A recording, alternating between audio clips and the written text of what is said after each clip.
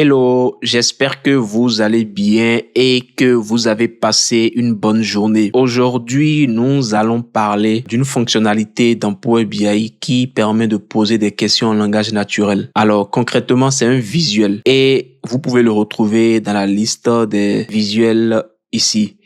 Il s'appelle Q&A, questions et réponses. Si votre Power BI est en anglais, vous verrez qu'il s'appelle Q&A. Mais comme le mien en français, c'est pour cela que l'on lit questions et réponses. Alors, c'est un visuel qui permet de poser des questions en langage naturel et d'obtenir des réponses sous forme de visuel. Je vais le sélectionner et nous allons voir comment il fonctionne. Admettons par exemple que je lui demande de m'afficher le top 3 des codes produits par montant prix de vente hors taxe. Donc, pour lui poser la question, nous allons écrire dans la barre de recherche top 3 codes produits by montant. Top 3 codes produits by montant total prix de vente hors taxe. Vous voyez, je lui ai posé la question, j'ai validé et il m'a affiché le top 3 des produits par le montant total prix de vente hors taxe. Donc, le top 3 des produits qui ont le montant total prix de vente hors taxe le plus élevé. Alors, ce qui est intéressant avec ce visuel, c'est que au lieu d'écrire by montant total prix de vente hors taxe, vous pouvez rajouter un synonyme qui vous permettra de ne pas avoir besoin d'écrire toute cette expression. Et pour le faire, nous allons aller dans les paramètres ici et nous allons aller dans synonyme.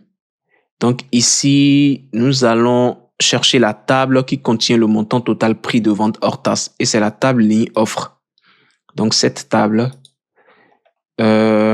nous allons chercher la mesure montant total prix de vente hors taxe. Et pour lui rajouter un synonyme, nous allons faire ajouter. Admettons par exemple que je l'appelle montant, ou du moins je l'appelle CA, comme chiffre d'affaires. Et je fais entrée. Donc on voit bien que le synonyme a été rajouté. Ensuite, je ferme. Et du coup, au lieu d'écrire top 3 code produit by montant total prix de vente hors taxe, nous allons écrire top 3 code produit by CA. Et vous verrez que il va m'afficher le même visuel. Donc, top 3 code produit by CA. Donc, comme vous pouvez le voir, rien n'a changé. Il a pris en compte le synonyme. Alors, le visuel est fait de telle sorte que il faut lui poser les questions en anglais. C'est pour ça que j'ai écrit by ici. Il a également plusieurs autres fonctionnalités que vous pouvez utiliser, comme par exemple, si vous avez une idée des types de questions que vos utilisateurs finaux peuvent poser, alors vous pouvez les enregistrer dans les paramètres du visuel pour faciliter la tâche à vos utilisateurs. C'est en discutant avec vos utilisateurs lors des ateliers métiers que vous pouvez avoir une idée des questions types qu'ils peuvent poser au visuel. Alors, je vais par exemple enregistrer cette question dans le visuel et vous verrez que l'utilisateur n'aura pas forcément besoin de poser la question dans la barre de recherche car il va lui afficher un bouton ici sur lequel, s'il clique, il aura directement accès à ce visuel. Alors, je vais copier. Bon, je l'ai coupé. Bon, c'est pas grave. Donc, ce que je vais faire, déjà, je vais le retirer. Donc, je vais retirer ça. Et là, je vais aller dans les paramètres et nous allons aller dans suggérer des questions. Et ici, nous allons lui faire enregistrer la question que nous lui avons posée tout à l'heure. Donc, top 3 codes produits by CA. Alors, là, je vais faire ajouter.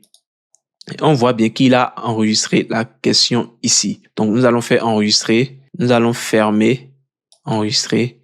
Et là, vous verrez qu'il va me proposer la question automatiquement. Comme vous pouvez le voir là, il m'a suggéré la question automatiquement, top 3 codes produits by CA. Et moi, en tant qu'utilisateur final, je n'aurai pas forcément besoin de taper dans la barre de recherche top 3 codes produits by CA. Je peux directement cliquer dessus et il m'affiche le visuel. Donc, c'est un visuel très puissant qui a plusieurs fonctionnalités et que j'ai déjà utilisé dans le cadre de plusieurs projets. Alors, si vous voulez, vous pouvez modifier le type de visuel. Une fois que vous avez obtenu votre visuel, vous pouvez changer son type si vous voulez. Admettons par exemple que je veux le transformer en histogramme empilé. Il suffit d'aller chercher le visuel de type histogramme empilé et nous allons cliquer dessus. Et comme vous pouvez le voir, il me l'a affiché en histogramme empilé. Et je réduis la taille et je le mets de côté. Alors, j'espère que vous avez compris et si vous avez des questions, n'hésitez pas, je prendrai plaisir à y répondre. N'oubliez pas aussi de liker, de partager autour de vous. Ça me motivera à continuer à vous proposer de la valeur à travers les vidéos. On se retrouve très bientôt. À plus.